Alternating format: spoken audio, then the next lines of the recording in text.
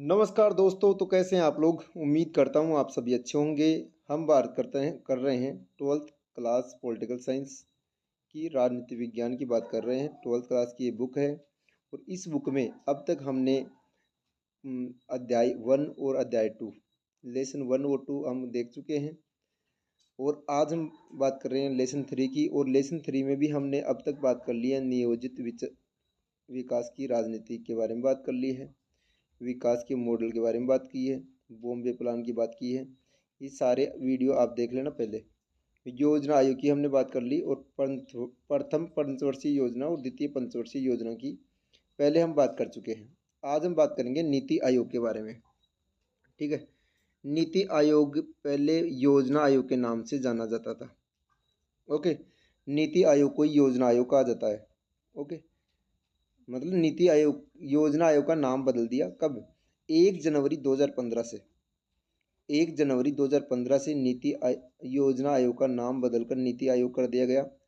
और नीति आयोग का पूरा नाम है राष्ट्रीय भारत परिवर्तन संस्था, जिसको इंग्लिश में कहते हैं national institution for transforming India.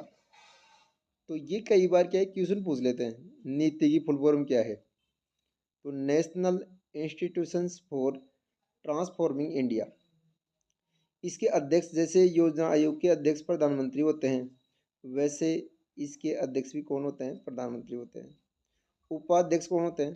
तो उपाध्यक्ष की नियुक्ति प्रधानमंत्री द्वारा की जाती है। अब देखो, इसकी जो थोड़ी सी शासी परिषद है ना, ये परिषद पहले योजना आयोग में नहीं थी, शासी परिषद, लेकिन इसमें है। और इस शासी परिषद में कौन होगा? जितने भी हमारे मुख्यमंत्री है ना, सभी राज्यों के 28 राज्यों के मुख्यमंत्री है, वो इसमें शामिल होंगे। और केंद्र शासित प्रदेश है ना, उनके उपराज्यपाल भी इसमें शामिल होते हैं। ठीक है, तो योजना आयोग के स्थान पर नीति आयोग का गठन किया गया है। इसको आप देख लो, यहाँ से थोड़ा जूम करके दिखाता हूँ। ओके, तो ये नीति आयोग, और इसकी स्थापना 1 जनवरी 2015 को ही है। ओके, तो इस अस्तित्व में आ गया। और नीति आयोग क्या काम करता है? नीति आयोग वही काम करता है जो योजना आयोग कर रहा है। योजना आयोग भी सरकार को सजेस्ट कर रहा था कि कैसे योजनाएं इम्प्लीमेंट होगी, कैसे योजनाएं बनानी चाहिए। में यही काम एक ये ऐसे कहते हैं कि ये जो संस्था होती है, ये सुझाव देती है, जो सरकार फैसले लेती है उनके ऊपर कार्य करने के लिए, ऐसे कहते हैं कि प्लानिंग बनाती है ये। ओके, तो ये हो गया नीति आयोग। तो नीति आयोग के बारे में आपको क्या याद रखना है? नीति आयोग के बारे में याद रखना है कि नीति आयोग से पहले इस संस्था का क्या नाम था? तो आप कहना योजना आयोग। और योजना आयोग की स्थापना कब हुई है? तो 15 मार्च 1950 को हुई है। और नीति आयोग की स्थापना कब हुई है? 1 जनवरी 2015 को। और इसमें शासी परिषद का इंपॉर्टेंट आप लगा देना कि शासी परिषद में कौन कौन होते हैं? तो सभी राज्यों के सीएम होते हैं और केंद्र शासित प्रदेशों के उपराज्यपाल होते हैं। ओके, तो ये हो गया नीति आयोग। अब हम बात करते हैं किसकी? अब हम बात करते हैं राष्ट्रीय विकास परिषद की। ठीक है, राष्ट्रीय विकास परिषद है जो नेशनल डेवलपमेंट कमीशन काउंसिल बोलते हैं इसको। इसकी स्थापना देखो हुई है 6 अगस्त 1952 को स्थापना हुई है। और इसके अध्यक्ष भी कौन होते हैं? तो इसके अध्यक्ष भी हमारे प्रधानमंत्री होते हैं। कौन होते हैं? इसके अध्यक्ष हमारे प्रधानमंत्री होते हैं। और जो प्रधानमंत्री इसके अध्यक्ष होंगे, और जो उप प्रधानमंत्री है, अरे यार ये तो काम खराब हो गया, रुको देखिए। तो राष्ट्रीय विकास परिषद के बारे में हमारी बात चल रही है। राष्ट्रीय विकास परिषद है, राष्ट्रीय विकास परिषद का की स्थापना 6 अगस्त 1952 को ही है। इसके अध्यक्ष होते हैं हमारे प्रधानमंत्री, इसके अध्यक्ष होते हैं। और इसके सदस्य क्या होते हैं? तो इसके सदस्य होते हैं सभी राज्यों के सीएम। जैसे नीति आयोग में होता है ना, वैसे ही इसके सदस्य भी सीएम होते हैं। और योजना आयोग के सदस्य इसके सदस्य होते हैं। मतलब नीति आयोग के, अब पहले योजना आयोग के थे, तो आजकल नीति आयोग के इसके सदस्य हो गए। और ये क्या है कि जैसे पंचवर्षीय योजना को अनुमोदन करता है ये। अब आजकल तो पंचवर्षीय योजना चलती नहीं है, आजकल तो सरकार ने ये कहा है भाई जितना ज़्यादा विकास कर सकोगे उतना ज़्यादा विकास करो। तो सरकार की योजनाओं को अनुमोदन करती है। ठीक है, और ये ऐसे कहते हैं कि राज्यों की ऐसे कहते हैं कि जो राज्यों का विकास है कैसे हो रहा है, और राज्यों के लिए योजनाओं का निर्माण करती है, उनके लिए उद्देश्यों का निर्माण करती है राष्ट्रीय विकास परिषद। इसका ध्यान रखना अपना। फैक्ट पूछ देता है कई बार, फैक्ट के रूप में क्वेश्चन आता है कि राष्ट्रीय विकास परिषद की स्थापना कब हुई है और इसके अध्यक्ष कौन है, सदस्य कौन है, इनके बारे में क्वेश्चन आता है, तो आप इसका ध्यान रखना। ओके। प्रथम पंचवर्षीय योजना और द्वितीय पंचवर्षीय योजना की हमने लेटेस्ट अभी लास्ट का वीडियो है उसमें हमने बात की है, इसमें ये सारी चीज़ें हमने की थी। ओके। अब हम बात करते हैं किसकी, अब हम बात करेंगे, पहले इसकी बात कर लेते हैं, केरल का विकास मॉडल। देखो केरल की बात हम इसलिए कर रहे हैं क्योंकि केरल हमारे देश में सबसे ज़्यादा जो शिक्षित राज्य है, एजुकेटेड स्टेट है, सबसे ज़्यादा पढ़े लिखे लोग कहाँ हैं, केरल में है। तो ऐसे केरल में जो विकास को ऐसे कहते हैं, विकास के लिए जो नियोजन अपनाया, इसके लिए इन्होंने शिक्षा पर काम किया है, स्वास्थ्य पर काम किया है, भूमि सुधार पर काम किया है, और कारागार खाद्य वितरण पर काम किया है, गरीबी उन्मूलन पर काम किया है। भाई शिक्षा अच्छी होगी, स्वास्थ्य अच्छा होगा, ज़मीनों की चीज़ें सही होंगी, ज़मीनों को किसानों को जो आधुनिक जो फार्मिंग है उसके ऊपर बढ़ावा देंगे। ओके। तो इसके लिए ऐसे कहते हैं कुछ नेता हैं, जिसे मान लो कि जेसी कुमारप्पा नाम है एक, ये क्या है, एक गांधीवादी हैं, और ये अर्थशास्त्रियों ने क्या किया है, इनके लिए इसके विकास के लिए क्या है, योजना प्रस्तुत की है, जिसमें ये क्या है, औद्योगिकीकरण पर बल दे रहे हैं। और ऐसे कहते हैं कि हमारे एक प्रधानमंत्री हुए, इनका नाम है चौधरी चरण सिंह। तो चौधरी चरण सिंह ने भी क्या कहा था कि भाई जो किसान है, जो कृषि केंद्र है, इनके ऊपर ऐसे कहते हैं ज़्यादा बल देना चाहिए। तो कृषि केंद्रों की बात हो, चाहे बेसिक जो आवश्यकता है जिसमें शिक्षा, स्वास्थ्य, जो आए, रोटी कपड़ा मकान है, इनके ऊपर ज़्यादा जोर दिया गया है केरल मॉडल में। ओके। ताकि जो ऐसे लोग जो बेसिक से जूझ रहे हैं, जो रोटी कपड़ा मकान से जूझ रहे हैं, अगर उनको रोटी कपड़ा मकान मिलने लग गया तो वो क्या करेंगे, फिर देश की अर्थव्यवस्था में और प्रगति क्या करेंगे, और प्रगति करेंगे, और उस पर ध्यान देंगे।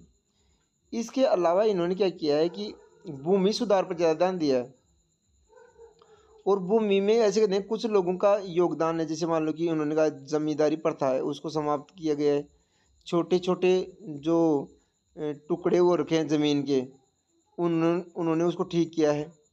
और इसके साथ में जो ऐसे कहते हैं जो बातचीत है, जो भी कृषि से संबंधित नवीन अवधारणा है, जिसमें स्वामित्व की बात है। अगर देखो आपका खुद का खेत होगा तो आप ज़्यादा केयर करोगे, तो स्वामित्व का जो सीमा है उसके लिए भी कानून इन्होंने बनाया है।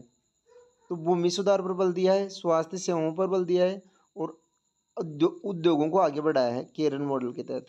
तो केरल मॉडल में आपको ये लिखना है कि स्वास्थ्य, भूमि सुधार और के साथ में स्वास्थ्य सेवाओं और खाद्यान्न वितरण पर के ऊपर अधिक बल दिया गया है। तो आपको समझ में आ गया होगा केरल मॉडल। देखो कोई भी डाउट हो आपके आए इस चैप्टर में, जो हम नोट्स पे पढ़ रहे हैं, पहले हम लेक्चर से पढ़ते थे, आजकल नोट्स से पढ़ रहे हैं, तो इन नोट्स में कोई बात आपकी समझ में नहीं आए तो आप क्या कर सकते हो, हमसे इसके लिए डाउट की जो स्थिति है उसको क्लियर कर सकते हो, मतलब कोई भी आपका डाउट आए। ओके। और 1960 का एक एग्जाम्पल और दे रखा है। देखो 1960 में पता क्या हुआ, 1960 में क्या है, बारिश आई नहीं, बारिश नहीं आई तो सूखा पड़ा, सूखा काल पड़ा, और ऐसे कहते हैं कृषि की दयनीय व्यवस्था हो गई, खाद्यान्न का जो संकट है। अब आप बताइए बारिश नहीं आएगी तो गेहूँ वगैरह, बाजरा वगैरह कुछ होगा नहीं ना। तो इसलिए ऐसे कहते हैं कि ये क्या है, संकट आ गया हमारे सामने, और उसके ऐसे कहते हैं कि जो हमारे खाद्यान्न संकट था उससे कुपोषण के शिकार हुए, हमें अमेरिका पर निर्भर हुए, वो सारी चीज़ें हमें देखने को मिलता है। और ऐसे कहते हैं 1956 में भी ऐसे कहते हैं बहुत बुरा यहाँ काल पड़ा था, इस कारण किसानों की स्थिति सही नहीं हुई थी। ओके। अब क्या करें हम, अब हम बात करते हैं हरित क्रांति की। अब देखो सूखा पड़ गया, सूखी की हमने बात कर ली, तो अब हम बात करेंगे हरित क्रांति की। देखो हरित क्रांति का सीधा सीधा मतलब है कि खाद्य जो सुरक्षा है ना, जो खाने की सामान है ना, वो सभी नागरिकों को प्रोवाइड हो हरित क्रांति के माध्यम से। मतलब कि खाद्य जो खाद्यान्न है, जो ऐसे कहते हैं कि ये जो हमारी खाद्य सुरक्षा योजना चल रही है, ये हरित क्रांति की क्या है, एक पार्ट है ये। जिसमें ये कहा गया है कि हरित क्रांति के माध्यम से इन्होंने कहा कि सरकार ने खाद्य सुरक्षा को सुनिश्चित किया। और ऐसे कहते हैं कि ऐसे लोग जिनके पास क्या नहीं है, जिनके पास संसाधन नहीं है, जिनके पास खेत है, तो उनके लिए सिंचाई सुविधा उपलब्ध कराना, किसानों को समृद्ध करना। किसान समृद्ध होगा तो क्या होगा, अच्छी भाई खेती अच्छी करेगा, खेती अच्छी करेगा तो ऐसे कहते हैं उत्पादन अच्छा होगा। सरकार ने उच्च गुणवत्ता के बीज, उर्वरक, कीटनाशक, बेहतर सिंचाई सुविधा को अनुशासित मूल्य पर मुहैया कराना शुरू किया। मतलब कि प्रॉपर रूप से अच्छा बीज हो, कीटनाशक जो ऐसे कहते हैं कि ऐसे फसल जिनके कीट लग जाते हैं, मतलब रोग, जैसे कोई भी जीव, या उसको ये कहते हैं कि पशुओं के कई बार ऐसे कहते हैं कि ऐसे कीड़ा लग जाता है जो उससे क्या है फसल खराब हो जाती है। तो ऐसे कहते हैं कि बेहतर सिंचाई सुविधा उपलब्ध हो, और उससे क्या है ऐसे अनुशासित मूल्य पर मुहैया कराने का मतलब है, कई बार क्या होता है सरकार से लोग सहकारी से जब बीज ले आएंगे और उसके दाम बढ़ाकर बेचेंगे, जब सहकारी के पास नहीं होगा तब यहाँ। तो ऐसे कहते हैं कि सरकार ऐसे लोगों को रोकेगी। तो इसलिए ये सारे प्रयास किसके तहत आते हैं, हरित क्रांति के तहत आते हैं। अब इससे क्या है कि क्या प्रभाव पड़ा हरित क्रांति से, तो हरित क्रांति से सकारात्मक प्रभाव पड़ता है, उसकी बात करेंगे, फिर नकारात्मक बात करेंगे। तो सकारात्मक प्रभाव तो ये पड़ा कि भाई खेती जो पैदावार है वो बढ़ोतरी हुई, गेहूँ और चावल की पैदावार बढ़ी। पंजाब, हरियाणा और उत्तर प्रदेश और उत्तरी राजस्थान में है क्षेत्रों में ऐसे कहते हैं चीज़ें बढ़ी। मतलब ये जो हमारे ऐसे नॉर्थ इंडिया के जो क्षेत्र जहाँ पैदावार कम हुई उनकी पैदावार बढ़ गई, किसानों की स्थिति में सुधार आया, खाद्यान्न सुरक्षा है उसका समाधान हुआ, और दूसरे देशों पर निर्भरता कम हुई। ओके, तो ये तो है सकारात्मक प्रभाव। अब इसका नकारात्मक प्रभाव क्या पड़ा कि जैसे मान लो कि क्षेत्रीय और सामाजिक असमानता बढ़ी। हाँ, तो इसमें क्या हुआ कि जो क्षेत्रीय सामाजिक असमानता है वो बढ़ी। कैसे कि जिस क्षेत्र में गेहूँ ज़्यादा हो गए, कुछ क्षेत्र में गेहूँ हुए ही नहीं, तो ऐसे कहते हैं एक के बाद तो ज़्यादा संसाधन हो गए, एक बार कम हो गए। और जो गरीब किसान है, जो छोटे किसान हैं, उनमें ऐसे कहते हैं कि उनमें कन्फ्लिक्ट देखने को मिला कि जैसे बड़े किसान हैं वो तो सारी सुविधाओं का लाभ ले रहे हैं और छोटे किसानों तक चीज़ें पहुँची नहीं है। ठीक है, मध्यम श्रेणी के जो भूमि स्वामित्व वाले किसान हैं उनका उभार हुआ, मतलब लोगों ने और ज़मीन खरीद ली और अपने हिसाब से चलना शुरू किया। और ऐसे कहते हैं कि जो भूमि निशस्तीकरण है वो हमें देखने को मिलता है। तो उत्तर भारत में ऐसे कहते हैं कि उत्तर भारत में इसका प्रभाव ज़्यादा देखने को मिलता है और दक्षिणी भारत में इसका प्रभाव कम देखने को मिलता है। ठीक है, तो अब हम देखते हैं क्या है हरित क्रांति कौन लेकर आया। तो हरित क्रांति की समय सीमा बताते हैं 1966 से 67, मतलब 1966 के दशक में आई है ही। यूएसए से लेकर आए हम हरित क्रांति को। भारत में इसको लाने वाला व्यक्ति है जिसका नाम है एम.एस. स्वामीनाथन। एम.एस. स्वामीनाथन को भारतीय हरित क्रांति का जनक कहा जाता है। इसकी प्रमुख फसलें इसमें कौन कौन सी थी, तो गेहूँ और चावल थे। और पंजाब, हरियाणा और यूपी, पश्चिमी यूपी और उत्तरी राजस्थान में इसका ज़्यादा प्रभाव देखने को मिलता है। ओके, तो ये हमने देखा किसको, हरित क्रांति को देखा। अब किसको देखेंगे अपन, अब इसको देखते हैं किसको, श्वेत क्रांति को। श्वेत क्रांति के जो जनक है ना, अब ये तो बात होगी किसानी खेती की हरित क्रांति वाली। तो अब इसमें किसकी बात होगी, इसमें बात होगी श्वेत क्रांति में ये जो दूध है, दही है, इनकी बात होगी। तो एक व्यक्ति था जिसका नाम था वर्गीस कुरियन नाम था। इसको मिल्क मैन ऑफ इंडिया कहा जाता है कि इसने ना हर घर में दूध पहुँचाने के लिए ऐसे संसाधन प्रोवाइड करवाए हैं। गुजरात से ही स्टार्ट हुआ है ये मामला। गुजरात शहरी दूध और विपणन परिसंघ के तहत इसमें ऐसे कहते हैं कि महत्वपूर्ण जो भूमिका निभाई है वो भूमिका निभाई है अमूल ने। अमूल का दूध आपने सुना होगा, आज भी आता है अमूल का दूध। और इसमें ऐसे कहते हैं कि इससे जोड़ दिया किसको, किसानों को जोड़ दिया। मतलब ऐसे लोग जो पशु रखते हैं, जैसे गाय और भैंस विशेषकर ये रखते हैं। और इसे ऐसे कहते हैं कि इसका जो दूध है ना, दूध को इकट्ठा करके थैलियों के माध्यम से डेयरी में चीज़ें जाना शुरू हुई। और जो भी अमूल कमाएगा तो उन किसानों को क्या है, इक्वल बटेगा वो। मतलब जितना प्रॉफिट अमूल का होगा ना, वो उसके लिए सहकारी समिति बना देगी और सहकारी समिति क्या करेगी, इक्वल डिस्ट्रीब्यूशन करेगी। ओके, अब इससे जुड़े हुए कुछ महत्वपूर्ण फैक्ट है। क्या फैक्ट है, ये देखो, एक मिनट, है ना। तो ये क्या है, ये आप ये याद रखोगे, ये इसके बारे में खूब बार प्रश्न किया जाता है कि संयुक्त क्रांति के जनक कौन है, वर्गीज कुरियन। किसको मिल्क मैन ऑफ इंडिया कहा जाता है, तो वर्गीज कुरियन को कहा जाता है। तो ये आप अमूल का एग्जाम्पल दे देना, ठीक है। और इसी से जुड़ा हुआ है कौन सा, आनंद मिल्क यूनियन लिमिटेड, ये इससे जुड़ा हुआ है अमूल से। ओके, अब हम बात किसकी बात करते हैं, अब हम बात करेंगे कि ये जो हमारी, सॉरी, हाँ, कुछ फैक्ट हैं उनकी बात कर लेते हैं। जैसे स्वतंत्रता के बाद में किस प्रकार की नीति अपनाई गई, तो संरक्षणवादी नीति अपनाई गई थी। और ये कहा गया कि पोस्को प्लांट कौन से राज्य से संबंधित है, तो ये ओडिशा से संबंधित है। 12वीं पंचवर्षीय योजना 2012 से 2017 तक है। और नव लोकतंत्र की पहल की गई थी 1987 से 1992 में केरल में। कई बार छोटे क्वेश्चन पूछे जाते हैं, यहाँ कुछ देख लो। इस चैप्टर से जुड़े हुए, तीसरे चैप्टर से जुड़े हुए कुछ क्वेश्चन है। तो इसमें इकोनॉमिक ऑफ परमानेंस के लेखक कौन है, तो ये एक बुक है, उसका नाम है जेसी कुमारप्पा नाम है। भारत में नए आर्थिक सुधारों की शुरुआत कब की गई, तो 1991 में। ऐसे कहते हैं कि एलपीजी का मॉडल अपनाया गया था। लिबरलाइजेशन, प्राइवेटाइजेशन और ग्लोबलाइजेशन, उदारीकरण, उदारीकरण और आपका ऐसे कहते हैं पूंजीवाद और साम्यवाद, जिसको उदारवादी बोलते हैं, ये अपनाया गया।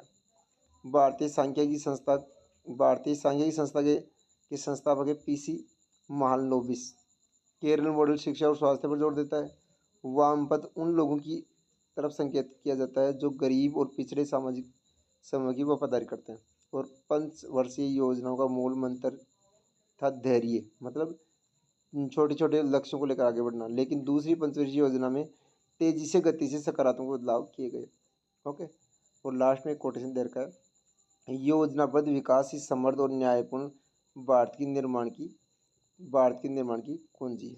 ओके, तो इस प्रकार से हमने ये चैप्टर कंप्लीट कर दिया है, जिसका नाम है क्या, नियोजित विकास की राजनीति। इसकी पीडीएफ आपको व्हाट्सएप पे मिल जाएगी। आपके हमारे व्हाट्सएप नंबर इसमें दे रखे हैं, आप चैनल विजिट कीजिए। और आप इसको टेलीग्राम से भी डाउनलोड कर सकते हो, हमारा पॉलिटिकल साइंस एकेडमी के नाम से चैनल भी है। उसके बाद में ये आपके इसके जो क्वेश्चन है, प्रश्न आंसर है, क्वेश्चन आंसर है, इनको आप क्वेश्चन आंसर को आपको भेज दी जाएंगी, तो आप देख लेना। सभी क्वेश्चन आंसर आपको पीडीएफ फॉर्म में मिल जाएंगे। फिर हम अगले चैप्टर की बात करेंगे, उसका नाम है भारत के विदेशी संबंध। ओके, तो उम्मीद करता हूँ वीडियो अच्छा लगा होगा। कोई भी डाउट हो इस चैप्टर से रिलेटेड तो आप हमें पूछ लेना, या फिर आप इसी ये जो क्वेश्चन आंसर है इनका आप स्क्रीनशॉट ले सकते हो, इनको आप नोट कर सकते हो, या आपको ये पीडीएफ ऐसे कैसे मिल जाएगी। Okay, thank you so much, आपने इतना सुना। और कोई भी आपके सुझाव है तो उनका स्वागत है। धन्यवाद।